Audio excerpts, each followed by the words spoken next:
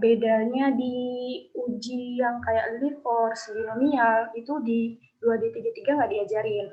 Nah, tapi karena di GBPT yang di-share sama Pak Yaya maupun Bu Risni itu sama, jadi di 7 pertemuan itu ada 8 uji. Dari uji RAN sampai uji Wilson yang sampel dependent.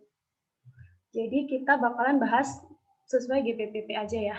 Nah, jadi ada 2 sesi. Sesi pertama nanti kita bakalan bahas uji RAN sampai uji chi-square yang 1 sampel. Karena chi-square yang 2 sampel itu ada di pertemuan 8 sampai 14 nanti. Dan di sesi kedua nanti ada uji yang lain. Terus saya mulai share screen aja ya. Nah, di sesi pertama ini di sesi pertama ini kita bakalan belajar uji RAN, uji Kolmogorov-Smirnov, baik 1 maupun 2 sampel, dan uji chi-square 1 sampel saja.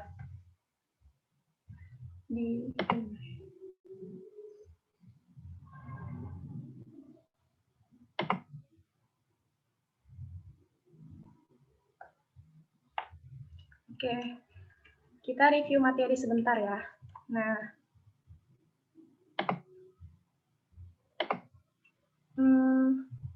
karena yang pertama itu uji RAN ya, yang kita bahas dulu. Ini termasuk uji yang tidak terlalu sulit untuk dipahami. Ciri khas dari uji RAN itu, kalau di soal itu, kalau ditanyanya apakah data random atau tidak. Nih, untuk mengetahui keacakan atau kerandoman data. Ya udah, kita pakai uji RAN. Jadi sesimpel itu. Kalau misalnya di soal itu yang ditanya apakah data random atau tidak, ya udah kita pakai uji RAN. Nah, uji RAN sendiri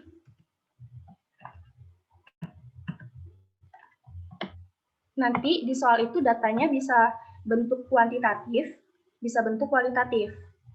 Kalau yang kuantitatif itu kan nanti dalam bentuk angka. Gimana cara ngolahnya? Nah, kalau kuantitatif itu kita perlu cut-off point-nya, perlu pembatasnya. Bisa pakai X-bar, rata-rata, bisa pakai median, modus, atau bahkan custom. Dikasih tahu dari soalnya. Nah, kalau misalnya yang biasa, bentuknya kualitatif. Contohnya kayak gini nih, MM, BBB, M. Itu gampang aja kan ngitung rannya kan.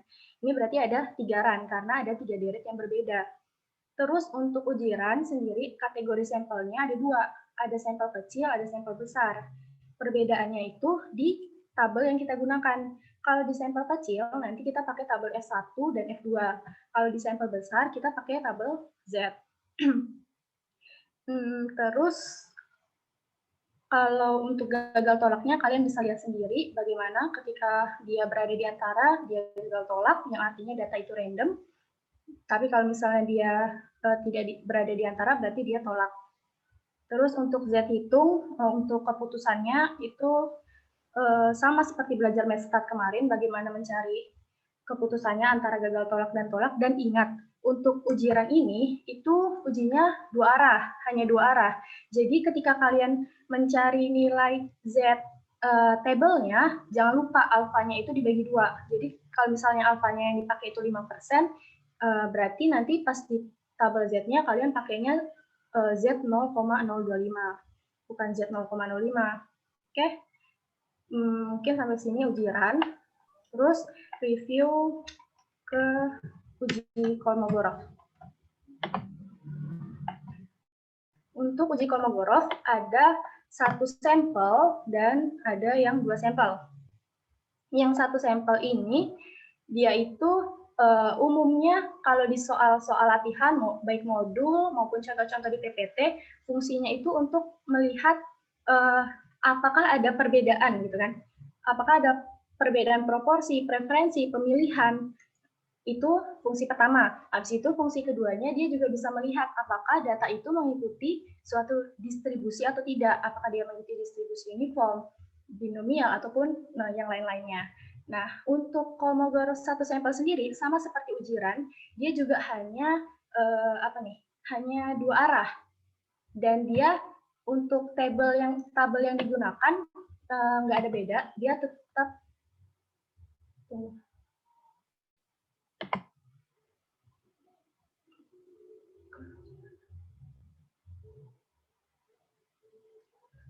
Dari sumber yang saya baca, itu dia nggak ada ketentuan sih dari bukunya e-book, dan di SPSS juga ada beberapa pilihan gitu, nggak ada ketentuan. Tapi mungkin teman-teman ada yang baca dari sumber mana gitu.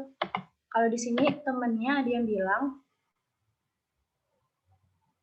nah ketika datanya itu ada yang pencilan, lebih baik kita memakai median. Jadi ini yang lebih baiknya berarti ya, kan tadi batasnya bisa pakai rata-rata, bisa pakai median dan modus. Tapi kalau misalnya ditanya yang lebih baik yang mana, lebih baik pakai median ketika datanya ada pencilan. Oke, oke, terima kasih. Terus nentuin F1 dan F2. Oke, nanti kita bahas di contoh soal ya. Nah, kita lanjut dulu di review materi yang Kolmogorov 1 sampel.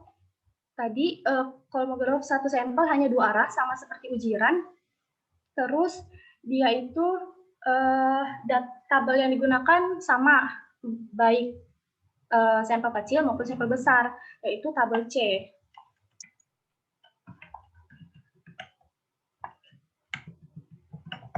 Kok malet ya? Sebentar. Oke. Tabelnya ada nggak ya? Nah, ini untuk Kolmogorov tuh, kan dia ada sampel kecil, sampel besar. Sampel kecil ketika dia lebih kecil atau sama dengan 40. Jadi kita ngelihat datanya nanti di tabel ini. Tapi ketika datanya lebih dari 40, nanti kita sesuaikan aja pakai rumus yang di bawah ini. Nih, sesuaikan alfa yang kita pakai itu yang mana? Yang 0,2 kah, 0,1 atau yang mana? Tinggal disesuaikan. Oke, kita balik ke tabel tadi mana? Udah sih, itu aja. Jadi fungsi untuk Kolmogorov tadi secara umum untuk uji beda dan melihat apakah suatu data memiliki distribusi tertentu. Nanti ada contoh soalnya.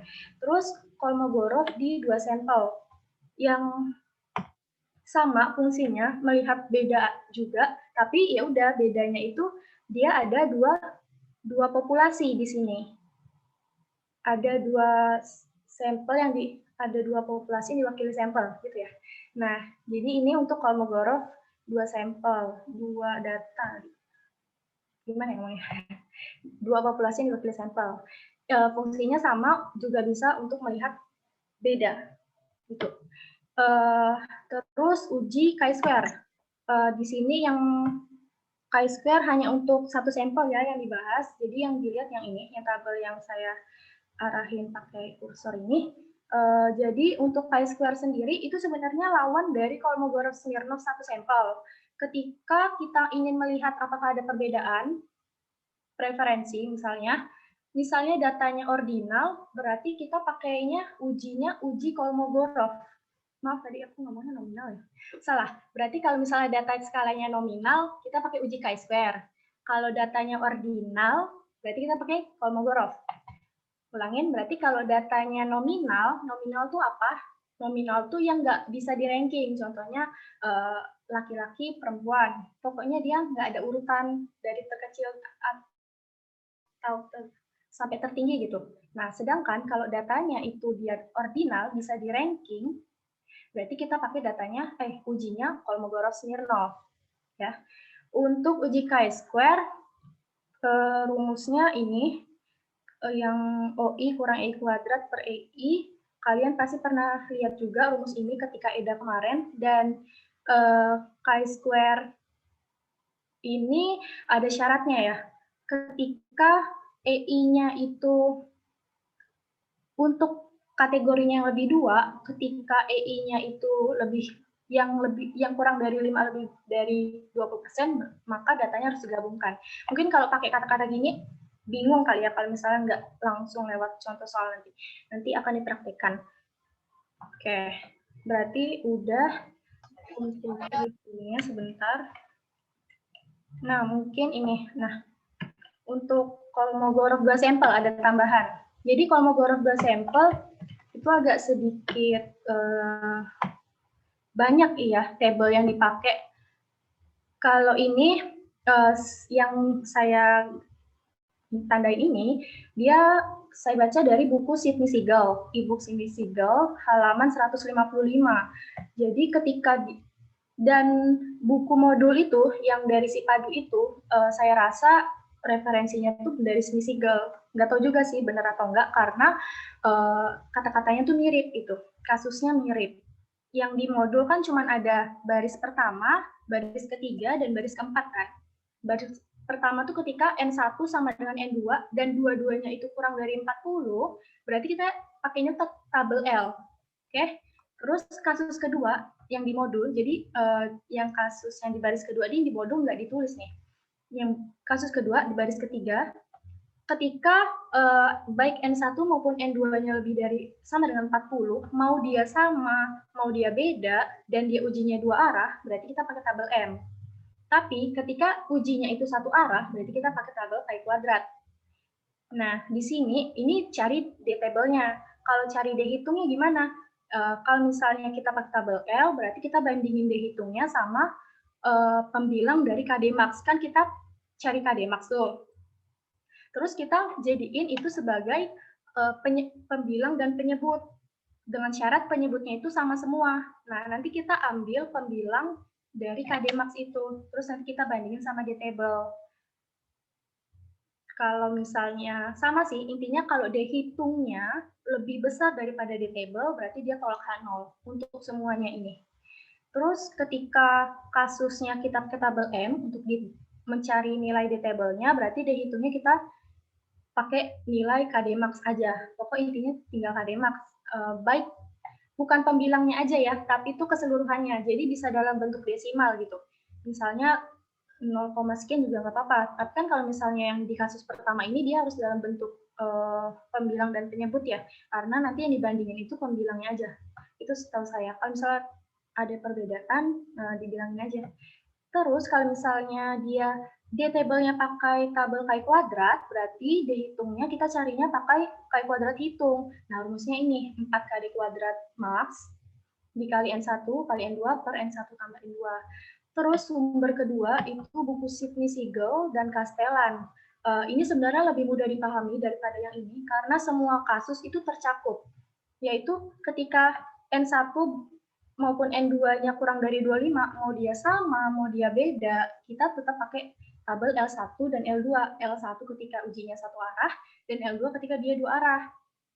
Terus kalau misalnya N1 dan N2-nya lebih dari 25, mau dia sama, mau dia beda, tapi ujinya dua arah, kita pakai tabel L3. Sebenarnya tabel L3 ini sama aja dengan tabel M. Terus kalau misalnya dia kasusnya di ujinya satu arah, ya kita pakai tabel Chi kuadrat. Terus ini pembandingnya, dihitungnya. Kalian bisa lihat sendiri.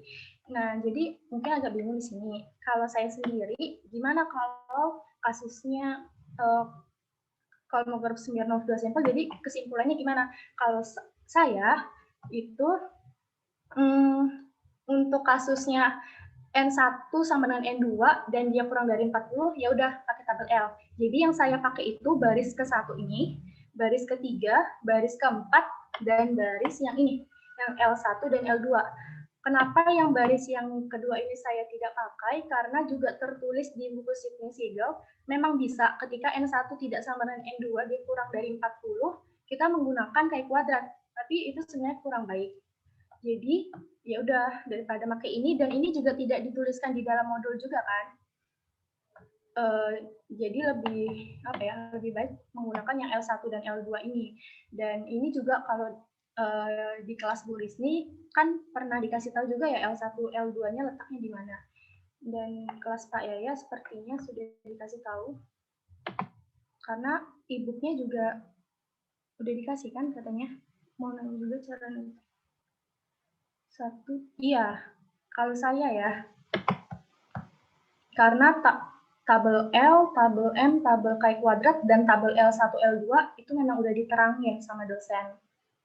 Kalau yang baris kedua ini sepertinya tidak perlu dipakai. Kalau ada pendapat lain boleh.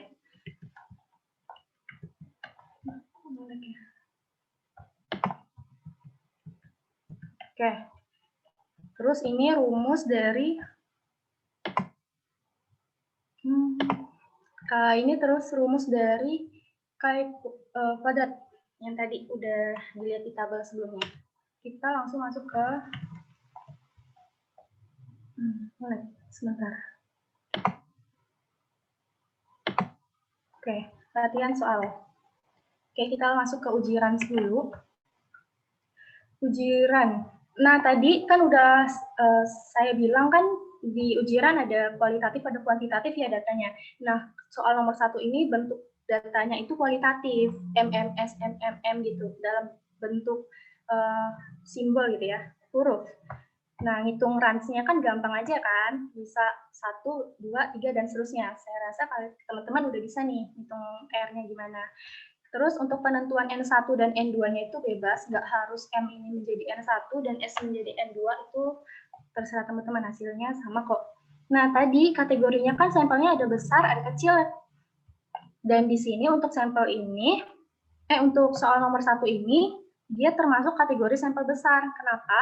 Karena nilai di antara mereka ini ada yang lebih dari 20.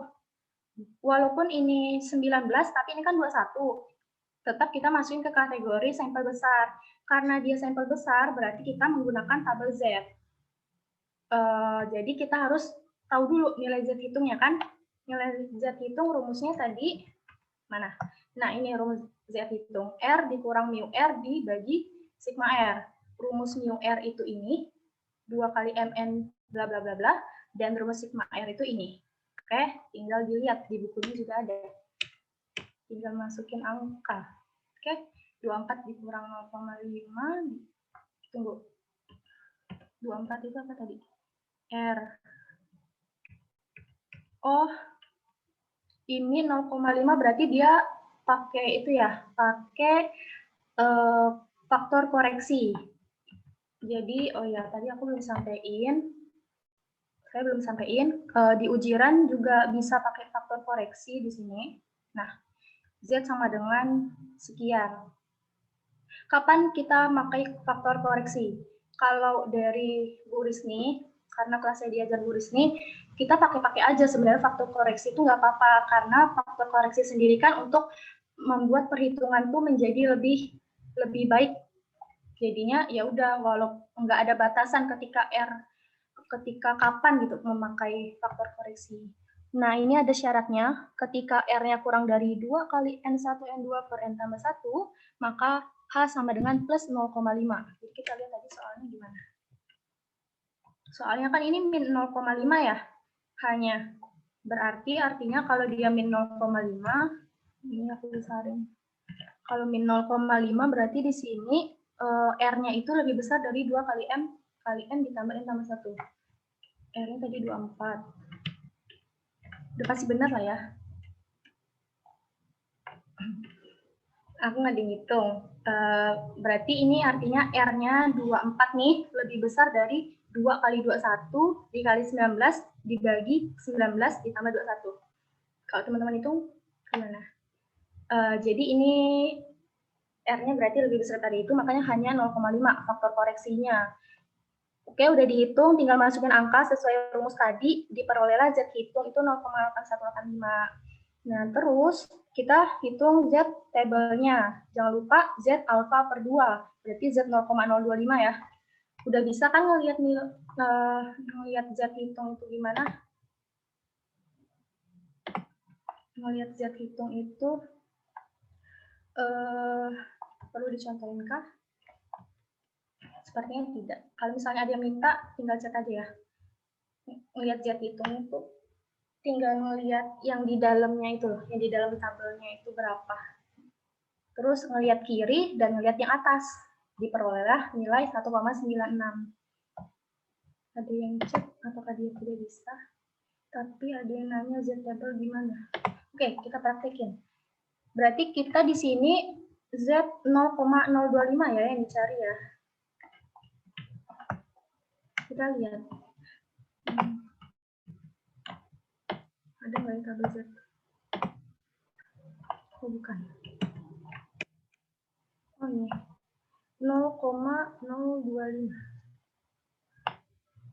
Jadi tuh 0,025 tuh kita cari yang di banyak-banyak ini, 0,025-nya. Terus ya udah, berarti tinggal ketemu ternyata 1,96. Mana? 1,96. Nah, ketemu 0,025 tuh kan ada di sini nih. Ya udah, berarti nilai Z kritisnya itu adalah 1,9 ditambah 0,6. Oke. Yang nanya bisa ya? Nih. Yang terus yang ini. Oke. Nih, lihat nilai 0,025-nya. Diperoleh nilai 1,96. Sip.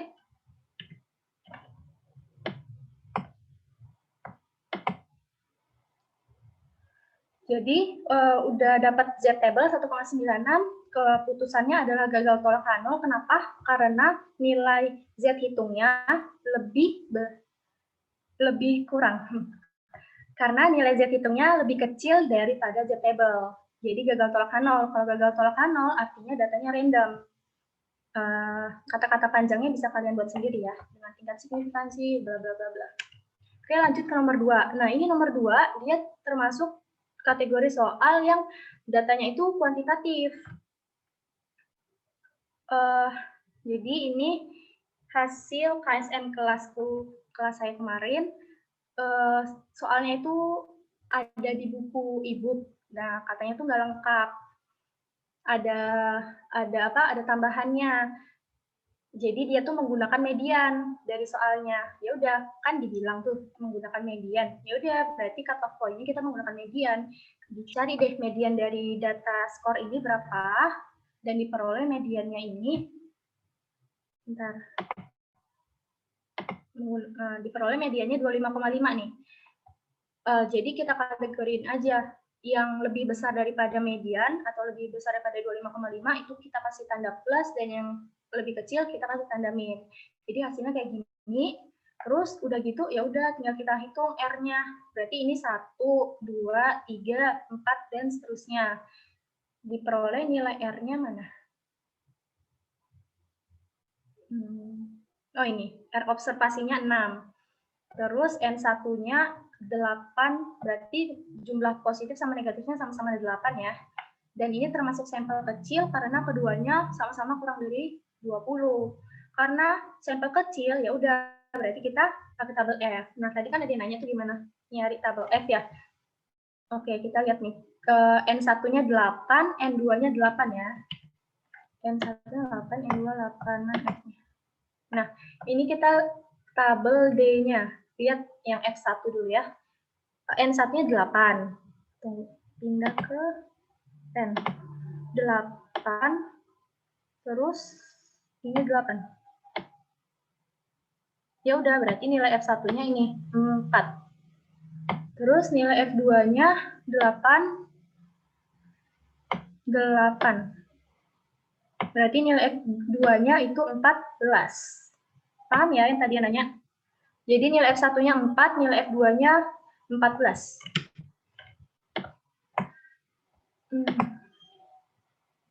Nah, kan betul kan? Nah, karena nilai observasinya yaitu 6, berada di antara 4 dan 14, berarti keputusannya gagal tolak H0. Artinya data skor ini random. Kesimpulannya kalian buat kata-katanya sendiri. Oke, ini ujiran juga. Kenapa? Pokok tadi ciri khas ujiran itu kalau ditanya itu apakah data random atau tidak. Terus sama datanya juga kuantitatif, berarti kita harus mencari cut-off point-nya. Di sini saya tidak mengecek apakah dia ada pencilan atau tidak. Mungkin nanti teman-teman bisa nyoba sendiri apakah dia ada pencilan atau tidak. Kalau ada pencilan, tadi udah kita bahas lebih baik menggunakan median. Nah, di sini yang saya gunakan itu adalah rata-rata. Jadi yang ketika datanya lebih kecil daripada 24, saya tandain kurang dari sama dengan. Jadi 24 itu termasuk kurang dari sama dengan, dan yang lebih saya tandain simbol lebih dari. Sama seperti tadi, kita hitung RAN-nya. Bisa ya yang hitung RAN. Terus jumlah N1 yaitu jumlah penumpang kurang dari atau sama dengan 24. Terus kalau N2-nya ketika lebih dari 24. N1 26, N2 18, R-nya 21. Nah, lihat karena keduanya itu sama-sama lebih dari 20 ya. Berarti termasuk sampel besar. Karena termasuk sampel besar berarti kita pakai tabel Z. Cari mu R, cari sigma R, dapat Z hitung, cari Z table, terus dibandingin, dan ternyata keputusannya gagal tolak Hano. Jadi kesimpulannya datanya random dengan tingkat signifikansi 5%. R itu dari mana? R itu dari datanya yang jumlah rannya sama kayak biasa. Run. Ini.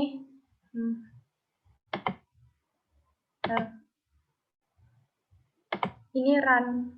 Kayak tadi, kayak SBB tadi gitu loh.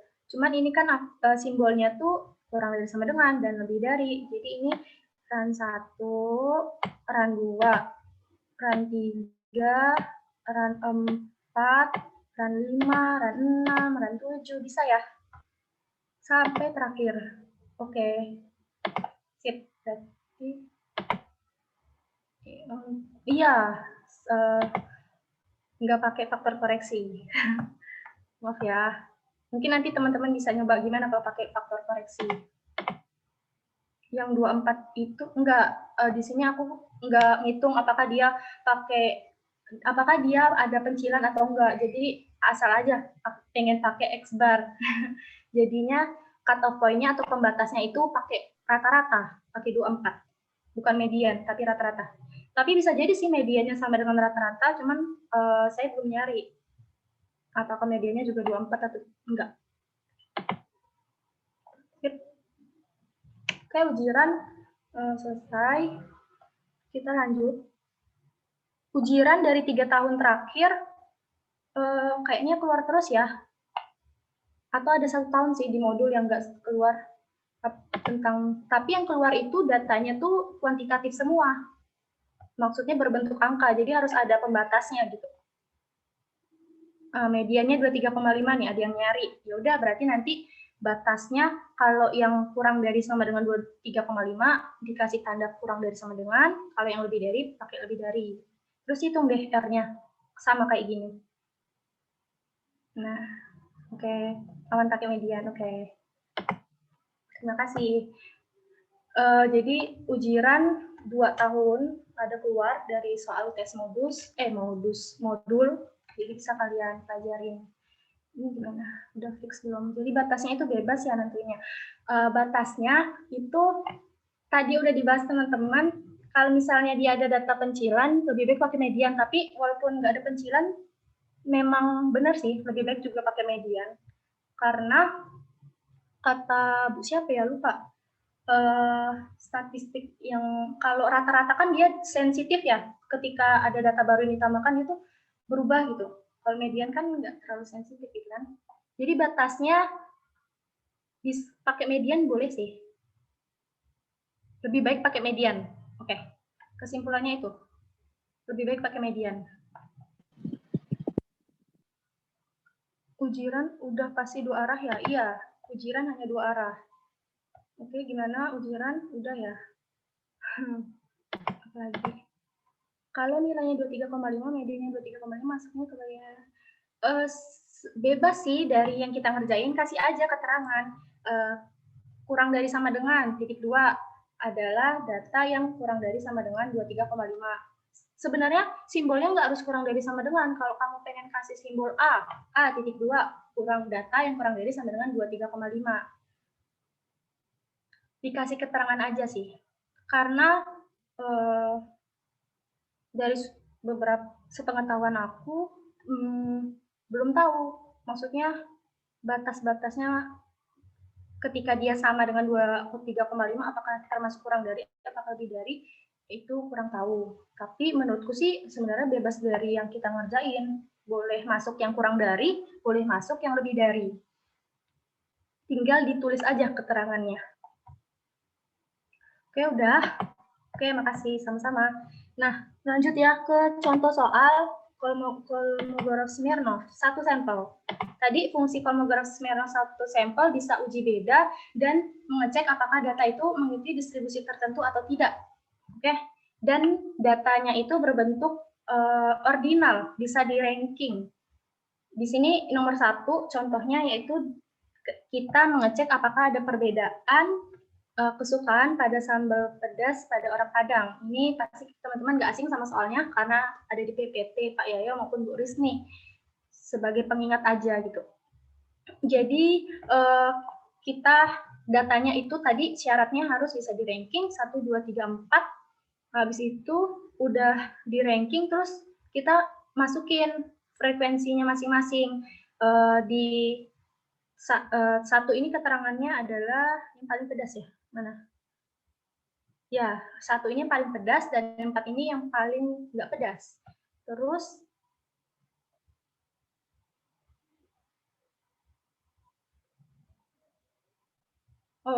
berarti di sini data yang di sini berarti 4 kategori yang dicoba dari 10 responden. Frekuensi masing-masingnya nggak ada ya? Dan sambal yang sangat pedas. Oke, berarti di sini misalnya nih ya,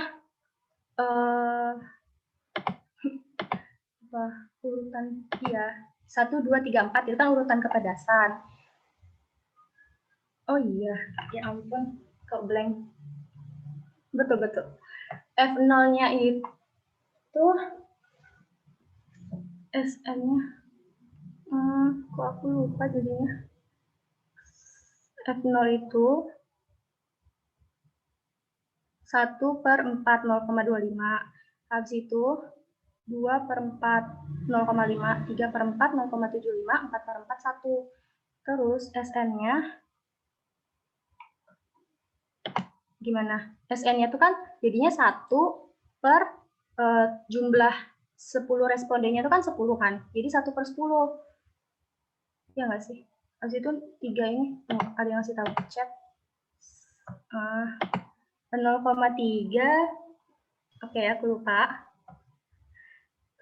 Guys, 0,1 itu dapat dari mana? 0,3, 0,7. Seketika blank. Kenapa ini? 1/10, iya, 1/10 ditambah. Oh iya, I see. Oke. Jadi dapat 0,25 itu dari 1/4 ya kan? Ini 2/4, ini 3/4, ini 4/4. Ya. Oke. Ini betul kan, misalkan ini kan ada 4 kategori. F0X-nya kan berarti 1/4, 0,25. Habis itu ininya 2/4, 0,5. Ininya 3/4, 0,75. Ininya 4/4, 1. Itu nggak teman-teman? Oke. Ya, benar. Tiba-tiba tuh ngeblank. Habis itu SN-nya itu kumulatif dari F0. Jadinya, salah. Ini tuh kan respondennya M-nya ada 10 orang. Dan yang milih nggak sih frekuensinya jadi 1/10. Kalau aku lupa. Oke, ada yang mau speak up ngomong ketika aku ngeblank? Akila deh. Iya kan, frekuensinya nggak ditampilin jadi. Mungkin Akila ada masalah. Jadi F0 itu kan dia 1.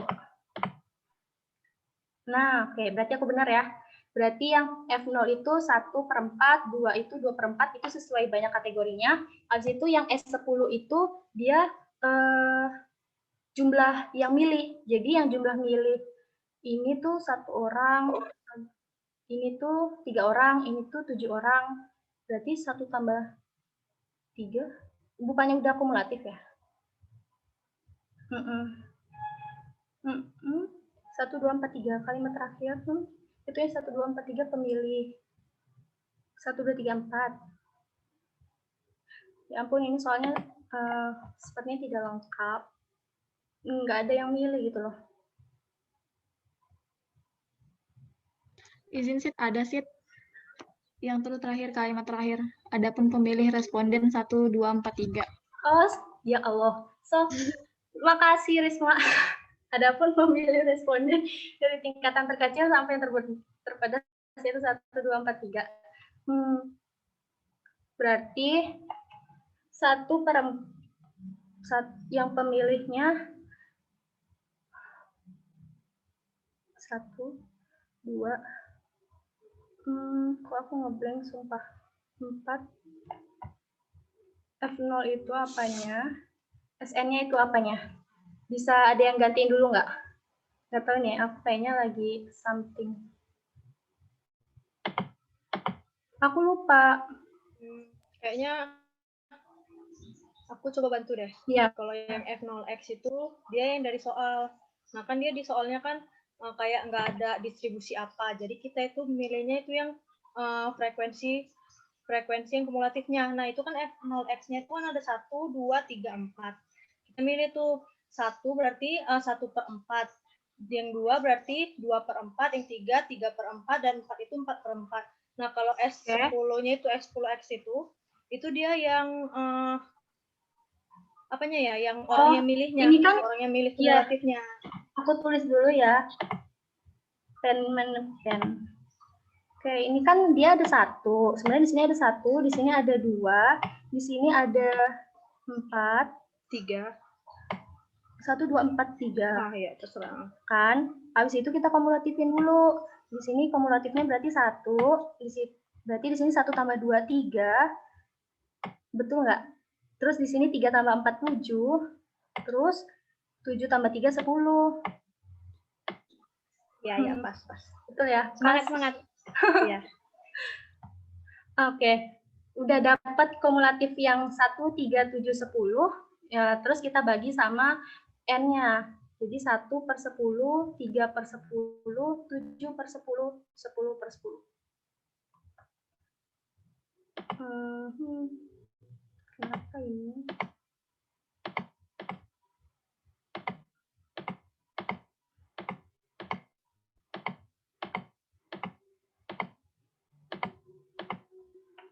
Oke.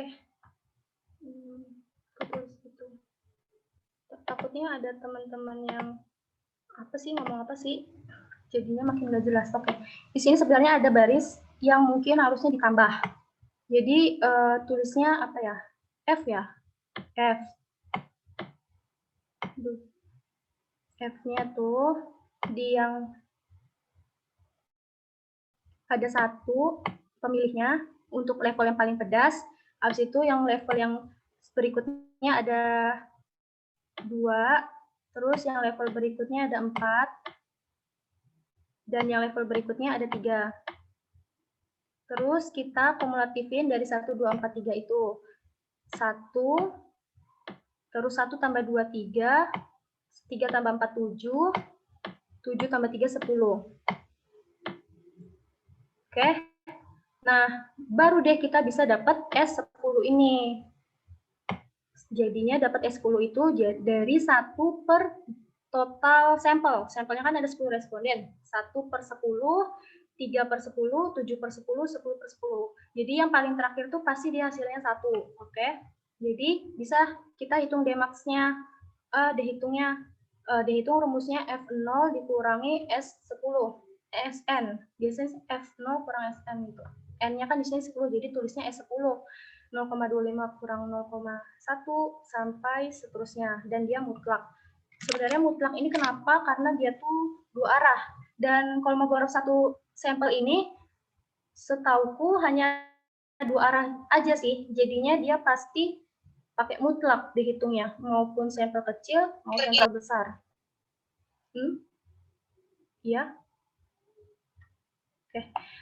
Jadi Dmax-nya kan yang paling besar dari ini ya. Nah, yang paling besar dari ini adalah 0,2. Terus cari D-table-nya, maaf. D-hitungnya 0,2. Nah, cari D-table-nya pakai tabel C. Tabel C gimana ngelihatnya?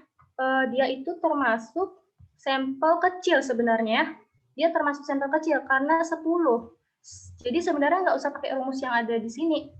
Kalau dia ini kan soalnya pakai rumus ya. Pakai rumus yang di bawah.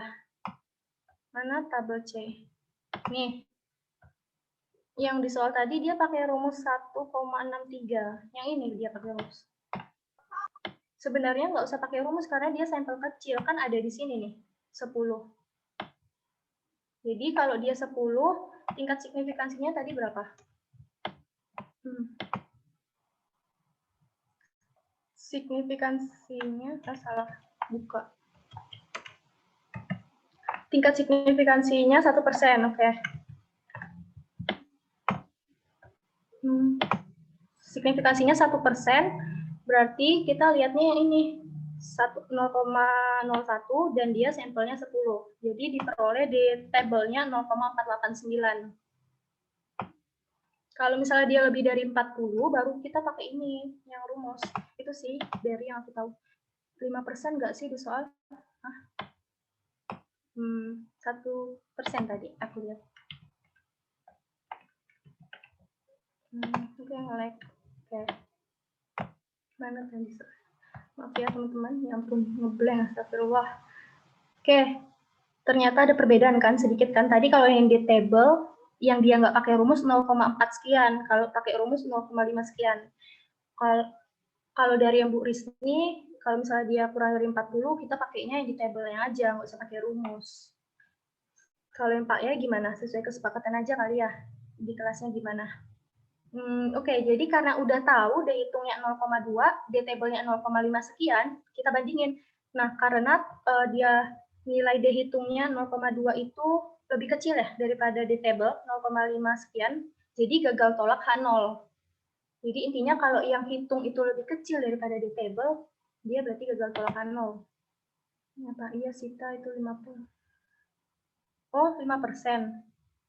Berarti oh iya, di soalnya 5%. Kenapa ini sininya alfanya 1%? Oke, di soalnya 5%, tapi di pembahasannya 1%. Oke, kita lihat ya yang 5% ya. Yang 5% sama aja. Yang 5% itu berarti ya udah kita lihatnya yang 0,05. Yang ini. 0,409 deh jadinya. Tetap gagal tolak H0 karena dihitungnya tadi 0,2 kan. Jadi karena dia gagal, artinya kesimpulannya adalah tidak ada perbedaan antara kecenderungan memilih dalam tingkat level kepedasan ini. Oke.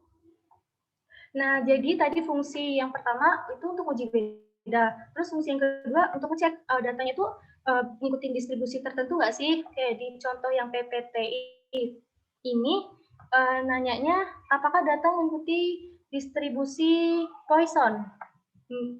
Terus kalau yang di nomor 2 ini apakah data mengikuti distribusi normal? Kalau yang di nomor 3, apakah data mengikuti distribusi uniform? Nah, kalau misalnya ditanya tuh apakah dia mengikuti distribusi tertentu atau enggak, kita tuh harus tahu fungsi PDF atau CDF-nya. Bedanya nanti di pengerjaan. Kalau misalnya yang diketahui itu fungsi PDF-nya, nanti ngerjain nilai X-nya itu harus dari 0. Karena kita nanti harus ngitung peluang kumulatifnya. Kan kalau peluang kumulatif itu kan kurang dari ya, kita harus tahu yang kurang dari dia. Berarti nilai X-nya tuh kita dari 0. Sedangkan kalau yang diketahui itu fungsi kumulatif, seperti di contoh nomor 2 dan 3 ini, dia itu diketahuinya fungsi kumulatif. Jadinya nanti ngitung X-nya itu dari nilai X di soal yang paling kecil itu kan 0,9, ya udah mulainya 0,9 aja, nggak perlu dari 0. Sama kayak gini, ini diketahui itu fungsi kumulatifnya nih. Jadi mulainya dari 2,4. Betul nggak? Tabel itu lihat nilainya tetap sesuai yang kita mau kalau kita punya.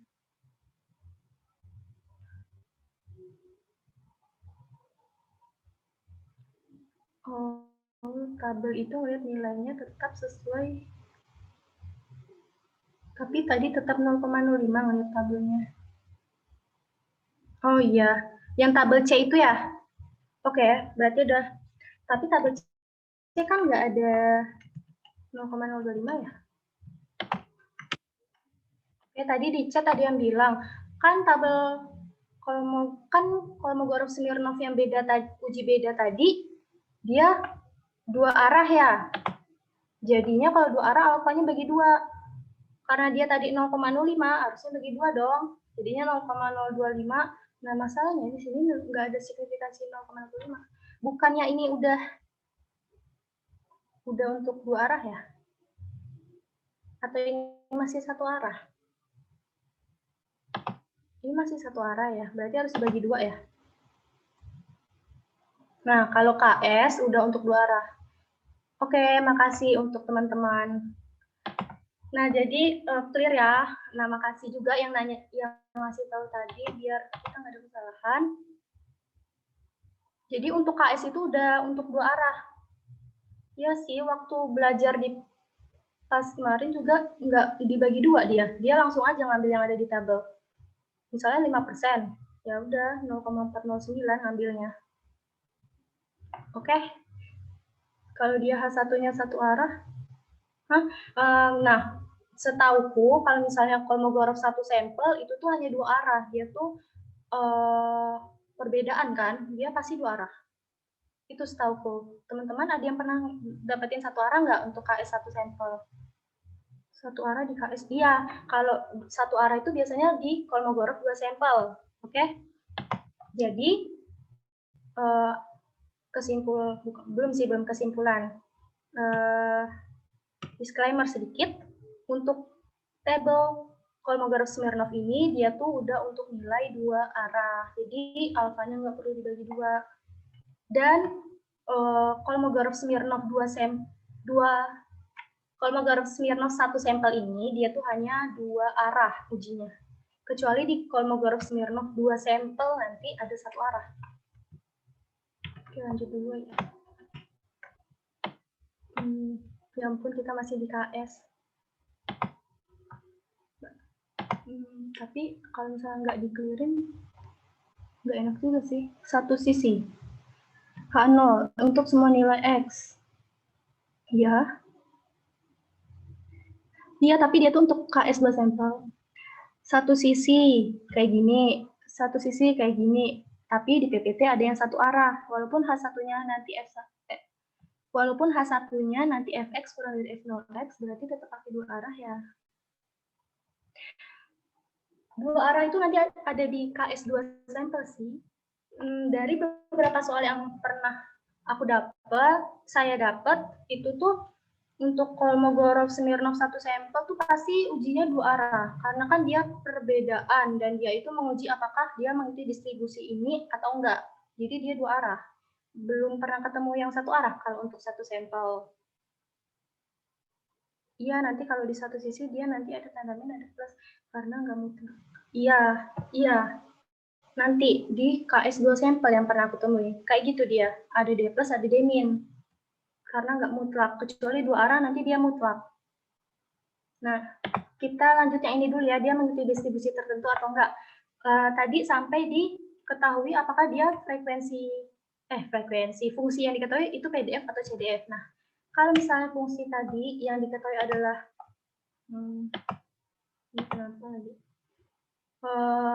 ini PDF yang diketahui kalau di PPT.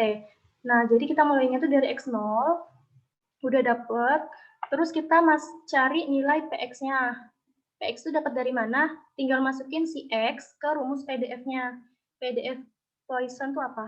E pangkat, belum hafal, E pangkat sekian dikali ini per X faktorial. Nah, diperolehlah nilai peluangnya kayak gini. Habis itu nilai peluang kumulatifnya. Kumulatif berarti ini 0 tambah 0,002 menjadi ini, dan seterusnya. Terus frekuensi observasi itu jadi, nah ini kan 0, kenapa? Kan di datanya kayak gini ya. Yang 5 klaim itu ada 2 minggu. Ya udah, yang 5 klaim frekuensinya ada 2. Sampai ke 15 klaim itu ada 20 berapa nih? Di sini ada nih. 15 klaim itu ada 2 minggu juga. Jadi kita isi frekuensinya sesuai di soal.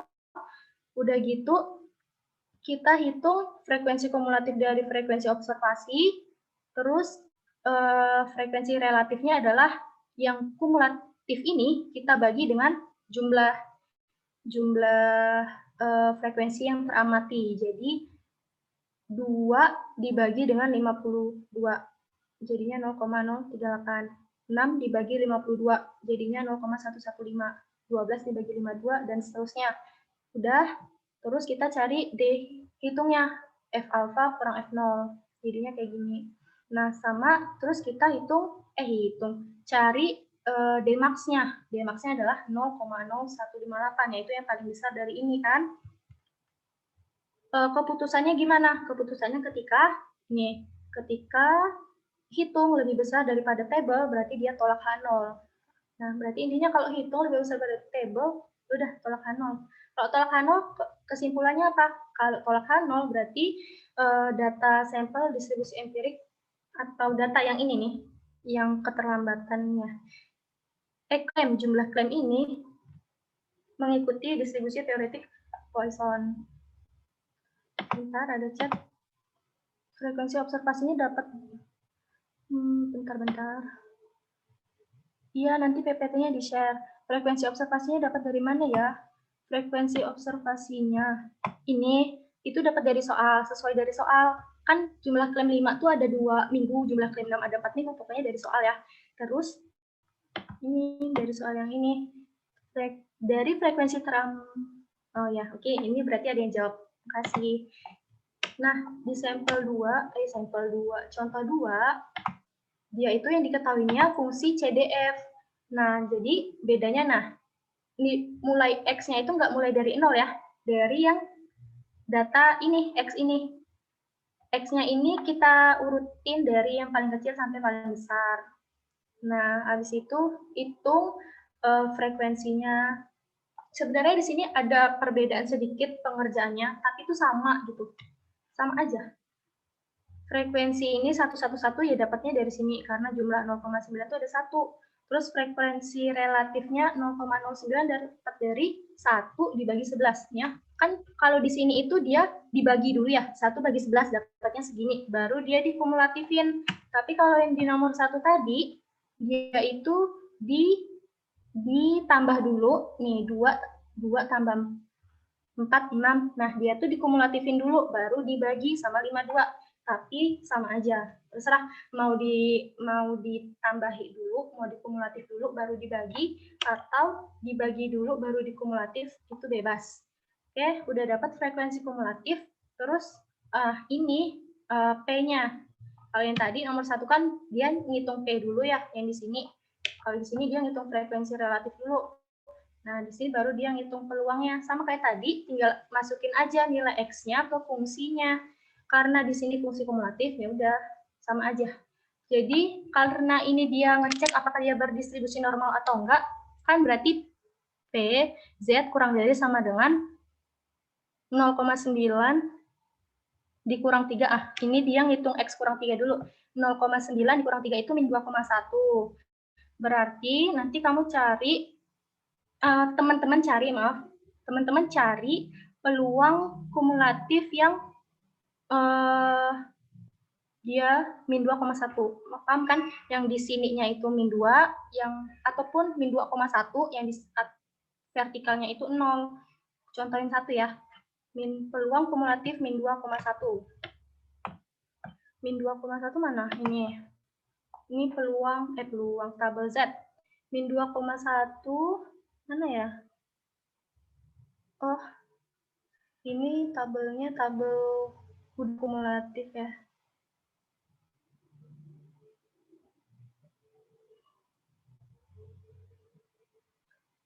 Oke, ini tabelnya tabel apa ya? 0,5. Oh, dia ke arah kanan. Ini nih tabel yang kumulatifnya bukan yang ke kiri, tapi yang ke kanan, yang gambarnya kayak gini loh. Yang ada tuh. Oke. Tapi boleh aja pakai ini, nggak apa-apa. Ya, ini tabel yang ada di buku modul, dia tuh kumulatif ke yang kayak gini nih, yang diarsir, yang ke kanan. Biasanya kan kalau tabel kumulatif normal yang kita punya dari semester kemarin, itu kan dia kumulatifnya ke kiri ya. Kalau ini yang ke kanan sana, sama aja.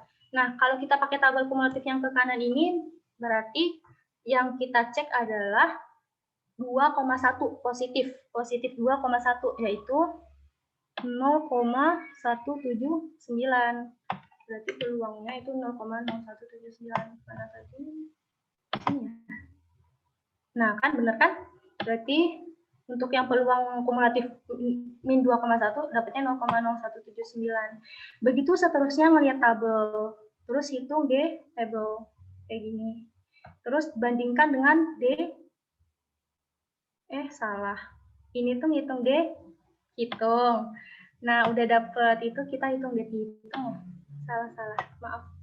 Nah, terus kita hitung deh hitungnya pakai rumus sama kayak tadi, yaitu frekuensi relatif ini dikurang yang ini.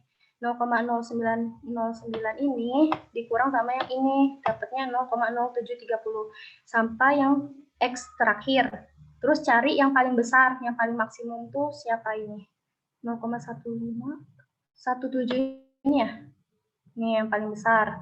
Terus kita bandingin, nah ya nih, yang paling besar, maksimum. Terus kita cari D-table-nya. Cari D-table-nya dengan jumlah N-nya 11. Ini karena banyak datanya ini 11. Terus nilai alfanya 5%, 0,05. Oke, berarti nggak usah dibagi jadi 0,025 ya, kita ceknya. Hasilnya 0,392. 11, 0,05. Tabel C. 11. Nih, sampelnya 11, habis itu itunya 0,05. Tuh, aku hapus. Apa ini? 11, 0,05. Hasilnya 0,391.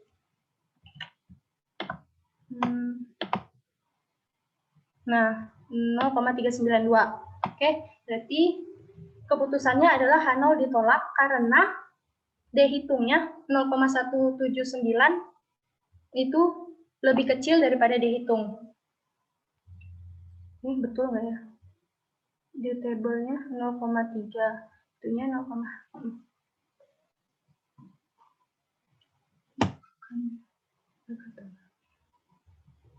kok susah? Aduh,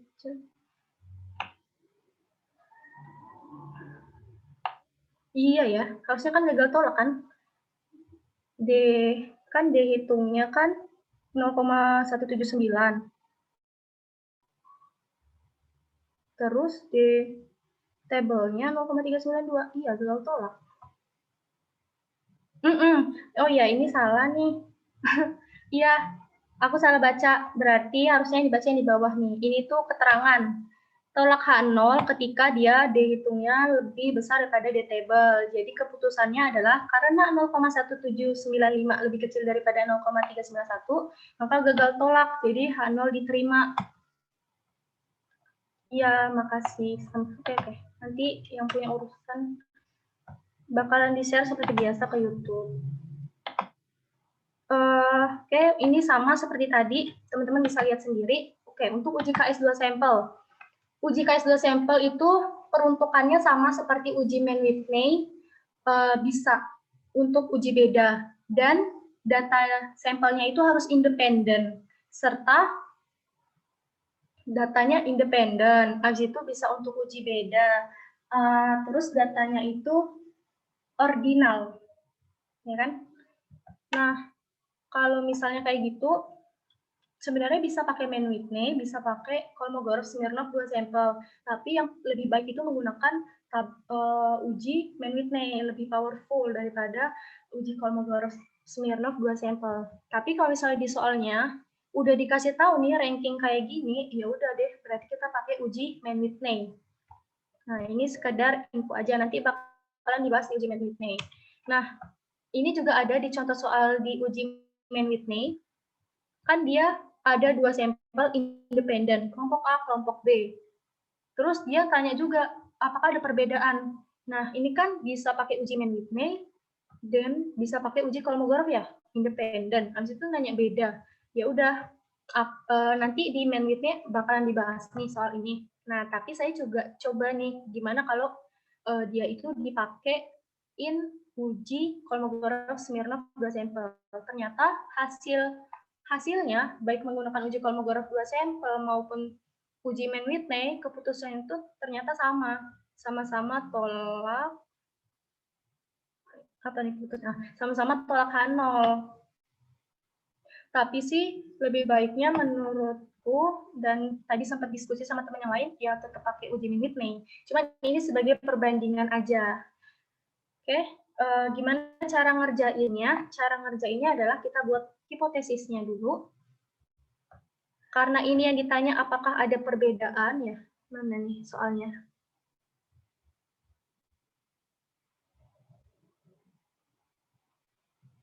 Ada perbedaan nilai kualitas antara kelompok A dan kelompok B. Jadi H0-nya adalah tidak ada perbedaan, H-nya adalah ada perbedaan.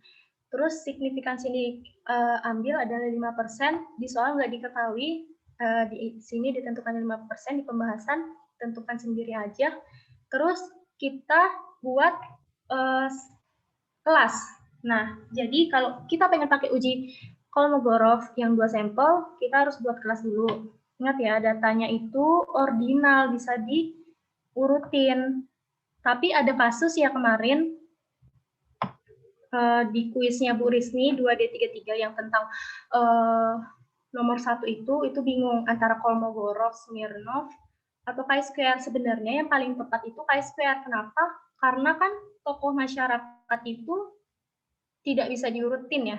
Dia hanya berbentuk skala nominal. Sedangkan ini kan dia bisa dikelompokin, bisa dikategorikan.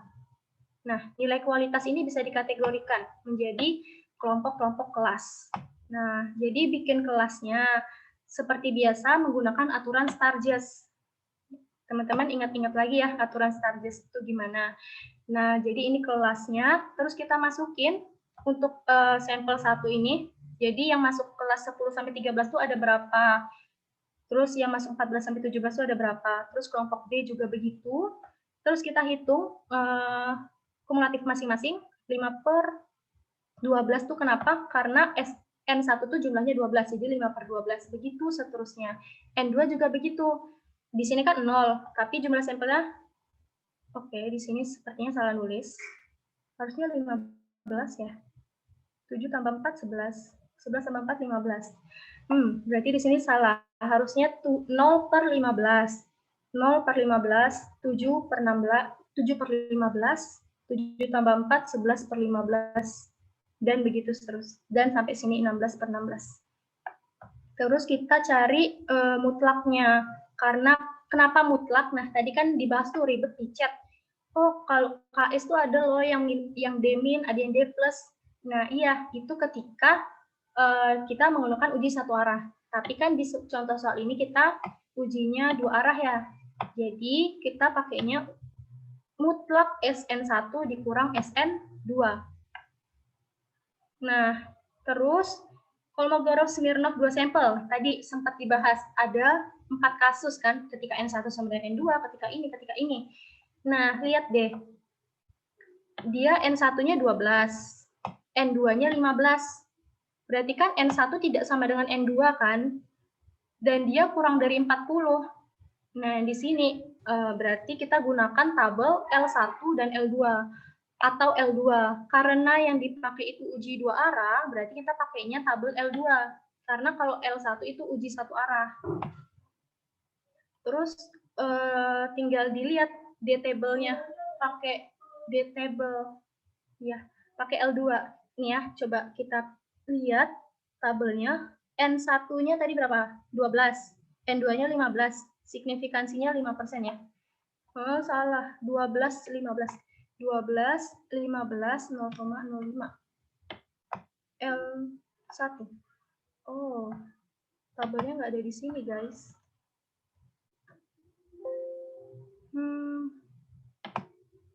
Tabelnya ada di buku Sydney Siegel Castellan. Mana ya? Ini ya. Nah, ini dia. Belum kumasukin ke PPT, nanti kumasukin. Oke. Tabel L1 atau L2 tadi ya? L2 ya, karena kan 2 arah. Nah, ini tabel L2. Yang di sekedar info, mungkin di sini ada anak 2D3. Kalau yang di-share sama Aska di Word itu kan ada tabel L1 dan L2. Tapi yang kulihat N-nya itu terbatas sampai 20 ya. Nah, kalau yang di bukunya Sydney Siegel Castellan ini, dia bisa sampai 25. Jadi itu perbedaannya. Ada di Word yang 2D3 kemarin KSM tuh, itu cuma sampai 20. Kalau yang di sini bisa sampai 25. Oke, kita lihat nilainya ya. tadi N1-nya 12, N2-nya 15. Terus dia signifikannya 0,05. Oke, nih jangan lupa dibaca. Signifikan untuk 0,1, 0,05, 0,01. Jadi yang di atas tuh 0,1. Berarti yang 0,05 kita bacanya yang kedua ini ya. Berarti ini nggak bisa. Oh, nah, draw.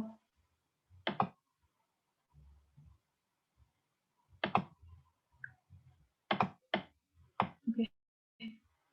Tadi tabelnya ini 16. Terus 12.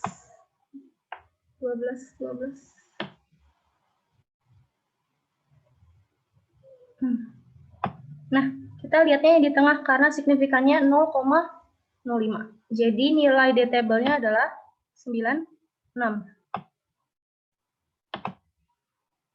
Salah nulis nggak ya? Salah nulis karena di sini nulisnya kalau saya nulisnya di sini N2-nya 16. Salah pembahasan. Oke, anggapan aja kalau N2-nya itu 16 ya. Coba. Kalau dia N2-nya 16, salah. Maaf teman-teman.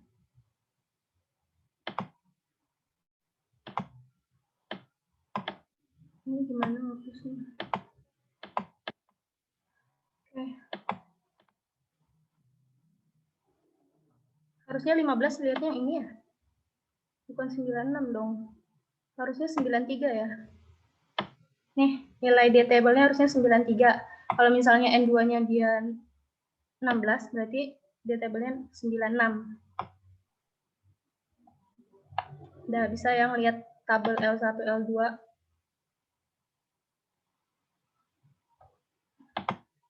Nah, udah. Oke, karena tadi kita dapat nilai yang paling maksimum di sini itu 11/12. Yang paling besar. Ya udah, berarti KD max-nya adalah 11/12.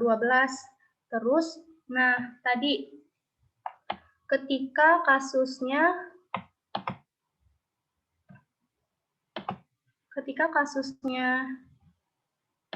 pakai tabel L1, L2, berarti dehitungnya kita bandingin bukan KD max doang, tapi N1 dikali N2 dikali KD max.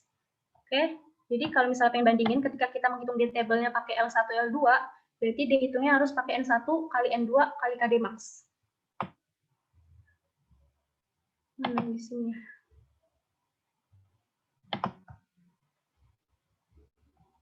Berarti dihitungnya adalah N1-nya 12, N2-nya 15, dan KD max-nya di sini, oke, harusnya salah juga ini. Harusnya bukan 11/12 dong.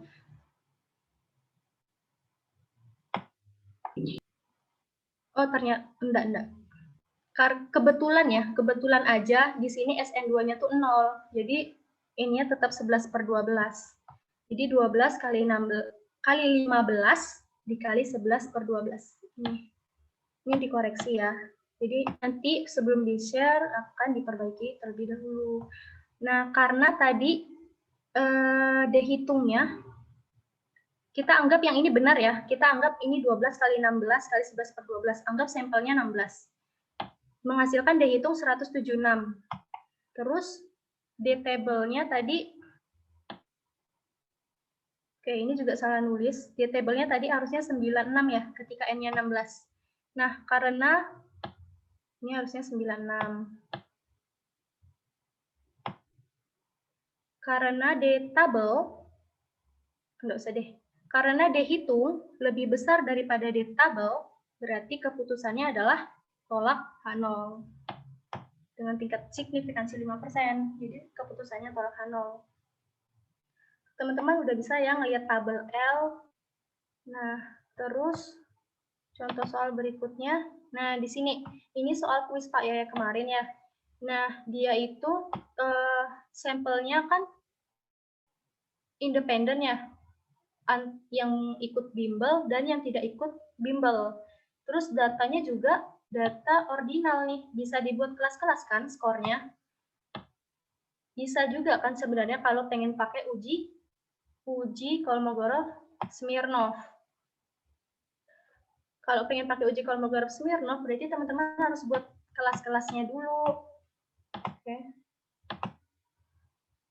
Ada keadaan nggak KS2 sampel lebih diutamakan daripada Mann-Whitney? Ada. Ketika diketahui dari soalnya tuh sebaran, tapi ini sebenarnya dari yang aku baca aja ya. Kalau dari dosen sebenarnya nggak ada ngasih tahu.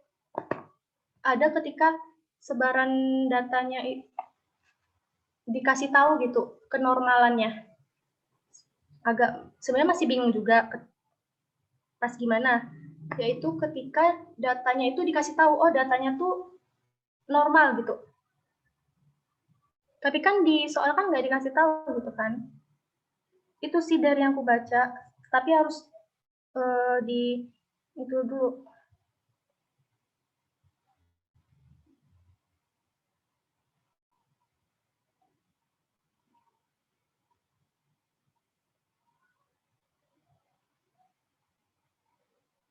Sebentar.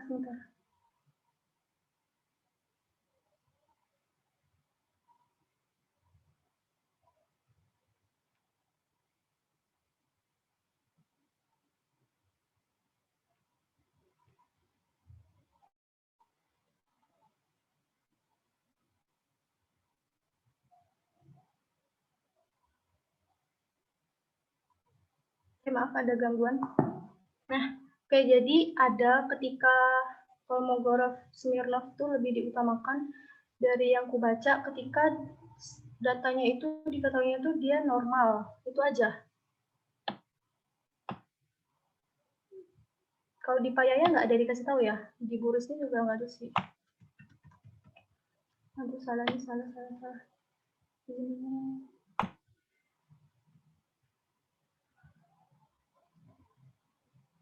Oke. Jadi Mann-Whitney sama KS kan peruntukannya tadi sama-sama untuk uji beda. Kemudian datanya sama-sama ordinal dan dia sama-sama sampel yang independen. Jadi ketika ada soal seperti itu, oh itu yang soal kuis kemarin ya, soal kuisnya Bu Risni sebenarnya pakai chi-square sih, tapi dipaksain pakai uji Kolmogorov karena kan belum belajar chi-square.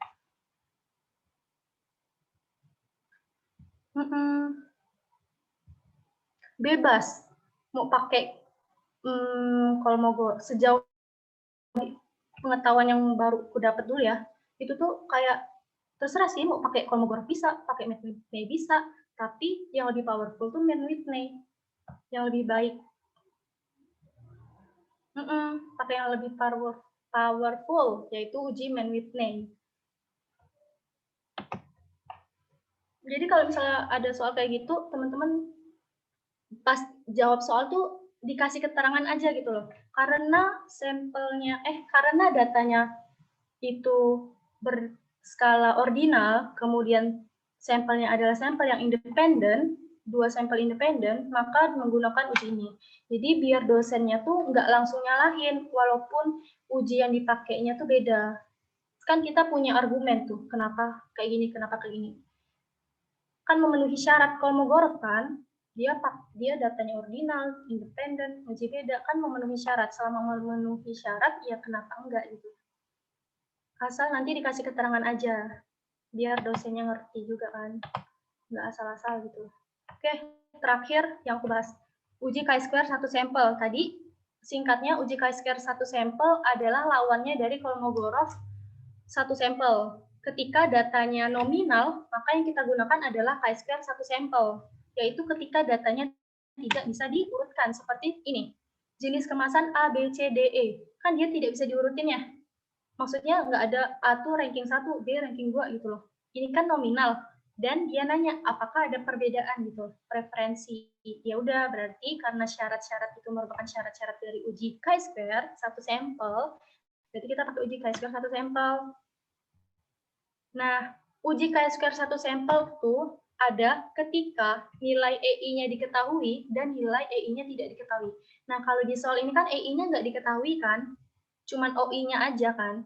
Nah, karena EI-nya tidak diketahui, berarti pakai rumus EI sama dengan N per K. N per K. N itu apa? N itu jumlah sampel. K itu apa? K itu banyak kategori. Jadi 35 tambah 44 tambah 65 tambah 58 tambah 48 itu sama dengan N. Terus K-nya itu adalah 5. Karena ini ada 5 kategori. Jadi EI-nya itu sama dengan 50. Oke. Jadi kita cari K kuadratnya rumusnya sigma OI min EI kuadrat per EI. Dapatlah 11,8 K kuadrat hitungnya. Terus K kuadrat tabelnya adalah karena kita menggunakan taraf signifikansi 0,05, terus derajat bebasnya itu kan K kurang 1 ya, derajat bebas. DF sama dengan K dikurang 1. K-nya kan tadi ada berapa? Ada 5. 1, 2, 3, 4, 5. Jadi 5 dikurang 1, derajat bebasnya 4. 9,49 dapatnya. Bisa lihat tabel K kuadrat. Tadi berapa ya? 4, habis itu 0,05. 4, 0,05. Nih. Nah, diperolehlah nilai K kuadrat tabel yaitu 9,49. Nih ya. Nah, terus kita bandingin. Ternyata nilai K kuadrat hitung 11,08 lebih besar daripada yang tabelnya. Berarti dia termasuk tolak H0. Kalau tolak H0 artinya kesimpulannya adalah menyatakan preferensi pembeli terhadap kelima jenis kemasan tersebut berbeda. Jadi kalau yang uji beda tuh hipotesis nolnya itu tidak ada perbedaan. Terus hipotesis alternatifnya tuh ada perbedaan. Oke, kalau untuk yang uji beda. Nah, di sini itu kasusnya EI-nya diketahui. Nah, tadi kan ada syarat tuh uji chi-square itu syaratnya adalah ketika nilai EI-nya ada yang kurang dari 5. Nah nih, ini kurang dari 5. Dan dia lebih dari 20% jumlahnya dari banyaknya kategori. Berarti kan dia ini ada 2 kan? 2/5.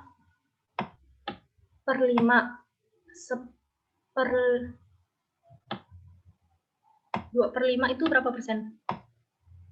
100 bagi 5, 40% ya? Nah, itu kan lebih dari 20% kan? Nah, artinya, ya, 40%. Artinya, karena dia lebih dari 20%, berarti datanya tuh harus dijadiin 1. Berarti 3 sama 2 ini dikelompokin jadi 5. Nah, kan? Jadi, ya ngikutlah nilai OI-nya tuh 6 tambah 3, jadinya 9. 5-nya dari mana? Dari ini, 3 ditambah 2. Kan digabungin. Jadinya, data yang kita punya adalah ini.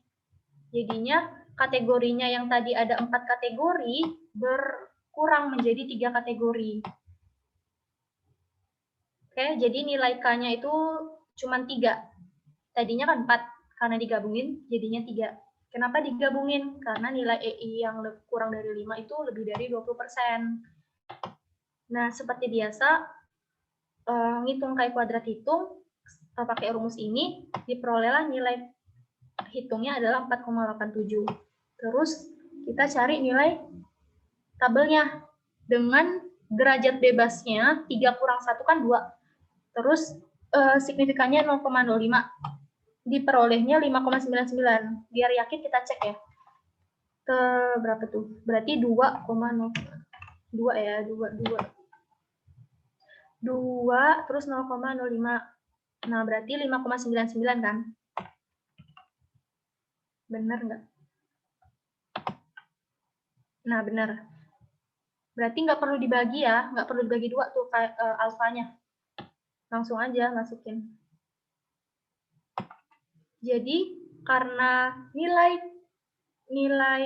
hitung ya 4,87 ini kurang dari yang tabel 5,99. Kalau kurang ya udah berarti kesimpulannya gagal tolak H0. Ini kebetulan dia Chi kuadrat satu sampel. Dua arah ya, ujinya dua arah. Setauku yang satu sampelnya hanya dua arah aja sih semuanya, Kolmogorov-Smirnov, habis itu ujiran, terus chi-square satu sampel, dua arah. Nah, terus kesimpulan juga untuk tabel F1, F2 itu alfanya nggak perlu dibagi dua. Terus tabel chi kuadrat juga alfanya nggak perlu dibagi dua. Kalau untuk tabel Z itu alfanya dibagi dua. Betul nggak teman-teman? Kalau salah langsung ngomong aja. Izin bertanya untuk ujian membuat kategorinya harus pakai rata-rata ya? Tidak, bebas. Bisa rata-rata, bisa median, bisa modus, bisa diketahui dari soalnya.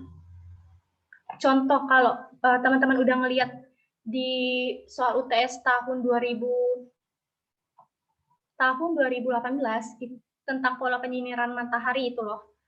Kan ditentuin tuh 50%. Ya udah, kategoriin aja yang kurang dari 50% itu dia kurang dari, dan yang lebih dari 50% itu apa?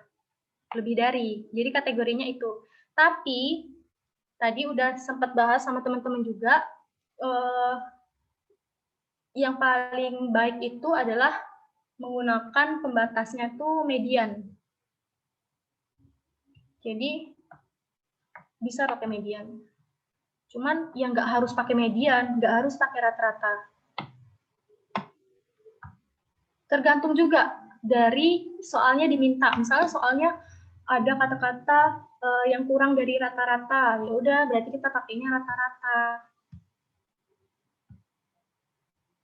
Intinya tidak ada kewajiban pakai ini, kewajiban pakai itu ya.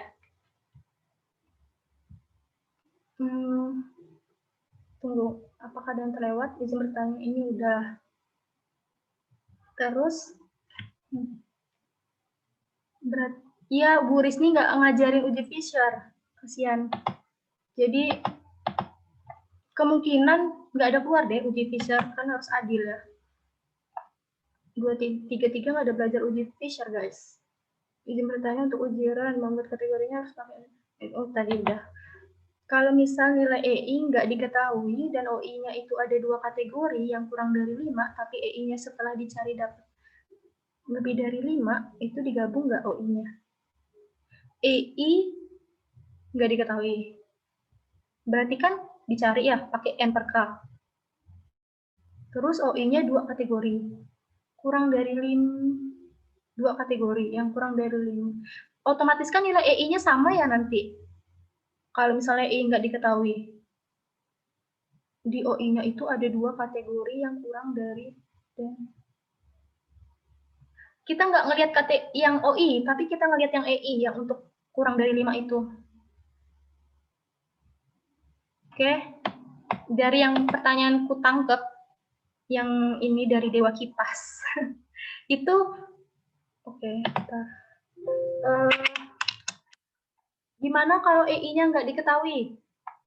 Stop sampai situ dulu ya. Kalau EI nggak diketahui ya udah berarti kita cari pakai rumus N per K ya kan? N per K jumlah sampel per banyak kategori. Otomatis nilai EI-nya kan bakalan sama semua kan? Terus di sini dia bilang di OI-nya itu ada dua kategori yang kurang dari 5. Nah, kita tuh nggak ngelihat OI-nya yang kurang dari 5 ada berapa. Terserah dia. Yang kita lihat tuh di EI-nya. EI-nya tuh ada yang kurang dari 5 nggak sih? Dan dia lebih dari 20% nggak sih? Itu. Jadi nggak. Bentar. Aku besarin dulu deh. EI-nya nggak diketahui. Oke, masih indah. Berarti yang dibagi dua kalau dua arah. Ya, setauku. Kita belum lihat uji yang lain ya. Untuk 3 uji ini, 2 arah, itu alfa yang dibagi 2 itu untuk tabel Z aja. Kalau tabel L1, L2, terus tabel chi-square itu alfanya nggak dibagi 2. Iya, Bu Risni nggak ada belajarin uji Fisher, nggak ada dewa kategori. Serius, apa nih median juga kan Bu Risni. Median. Oh iya Kak, berarti aku yang nggak dengar. Berarti untuk ujian, ketika dia datanya kuantitatif, kita pakai pembatasnya median ya teman-teman. Oke, kesimpulannya pakai median aja dah. Kecuali memang di soalnya dikasih tahu pakai rata-rata atau pembatasnya 50% atau pembatasnya sekian, baru pakai sesuai soal. Tapi kalau nggak dikasih tahu, kita pakai median. Oke, udah. Dia iya, Fisher D4. Ya, iya Pak Yaya maunya yang diajar tahu materi. Tapi dia bantu apa? BTW KSK 2 sampel ada juga diajar Pak. Yang EI6 datang dari mana? Izin bertanya lagi, maaf banyak tanya, santuy. Untuk uji tanda, Wilson itu kan hampir sama kan tipe datanya. Berarti karena Wilson lebih kuat. Iya, kayak uji Wilson sama uji tanda gitu loh. Sama halnya dengan uji Kolmogorov 2 sampel, terus uji Mann-Whitney. Kita lebih powerful-nya ke Mann-Whitney. Kalau ini lebih ke Wilson. Oke, mantap. Mantap. Tunggu, Akila stay nggak nih? Ada Akila nggak? Oke. Teman-teman, untuk sesi 1 ini kita istirahat dulu. Nanti kita lanjut setelah Isya, berarti jam 7.15. Iya, uji binomial nggak diajarin. Pada chi-square, jika K2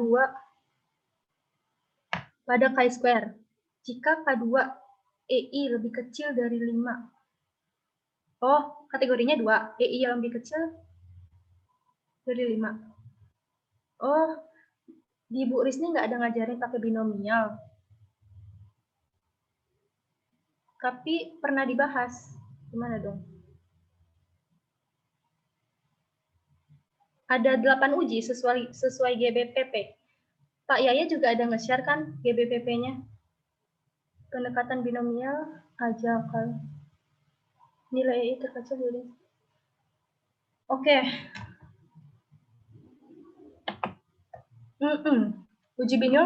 Uji binomial pakai tabel D ya? Ya, Deng. Salah. Lupa. Oke. Kesimpulannya, jadi ini 3 uji.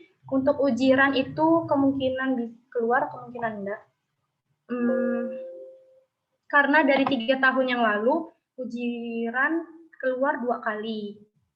Terus untuk uji chi-square, itu lawannya Kolmogorov 1 sampel.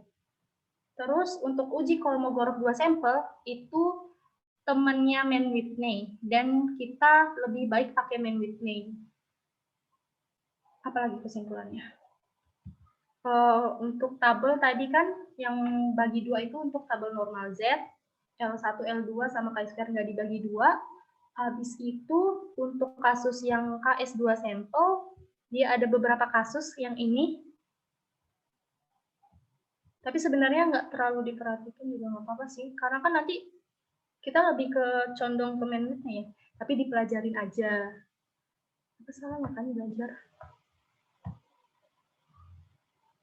Terus di 3 tahun terakhir nggak pernah ada keluar menguji apakah dia berdistribusi ini, berdistribusi itu ya kan. Tapi kan di sini ada contoh soalnya, teman-teman bisa pelajarin. Siapa tahu ada hadiah tahun ini tiba-tiba keluar, kan nggak tahu kan. Oke. Sesi 2 mulai kapan ya? Di-share. Teman-teman udah oke. Nanti sesi 2 sama pembahas yang satunya. Kita belajar tentang uji Mann-Whitney, uji McNemar, uji tanda, uji Wilson, dah 4 uji itu. Dan keempat uji itu keluar terus ya di soal UTS. Jadi teman-teman harus hadir. Wajib hadir. Enggak sih, enggak wajib. Yang mau belajar bareng aja.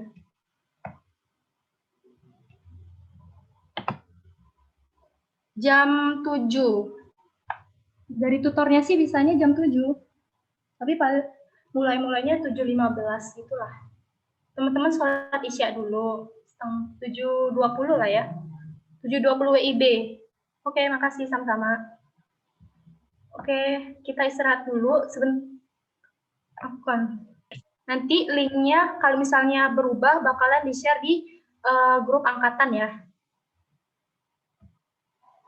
Kalau linknya berubah, kami akan nge-share di grup angkatan. Untuk PPT-nya yang tadi saya perbaikin dulu, tapi yang mungkin bisa di-share itu nanti yang tabel-tabel mungkin bisa di-share duluan. Oh, ini mungkin rekornya udah bisa di-stop, siapa yang merekord. Makasih teman-teman, jangan lupa hadir untuk di sesi kedua, dan semangat UTS-nya. Semangat-semangat, tahun depan kita lulus.